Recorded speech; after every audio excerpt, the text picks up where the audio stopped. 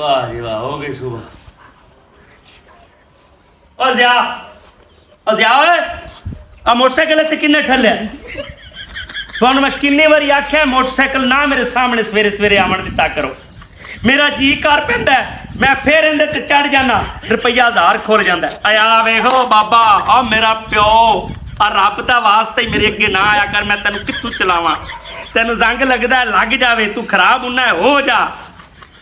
हाँ मेरे प्यो मेरी गल सुन, मैं 500 रुपए की सब्जी डेली पूरी करा, मैं 600 रुपया घ्यो का डेली भरा, मैं खंड पत्ती, मैं अगले पिछले खर्चे जो ढोर बनने खड़े ने डांडे उन्हों का आए गए का खर्चा पूरा करा कि तेरा 1000 पूरा करा।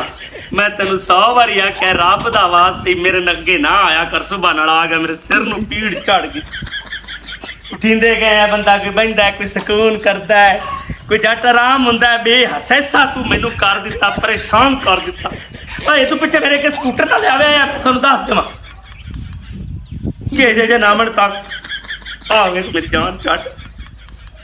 डेली 1000 तू खा जाना, तेल नूं होर तां साडे हुकूमत वाले चक्की जांदे ने, होर चक्की जांदे नहीं, मेरे को इन्ना साड़िया जांदा तेल। पर दफाओ तू पिछे मेरे सामने ना ठल्ले आए, रुका जो जिथे रुकाया जाता है। साइकिल का इंतजाम करो।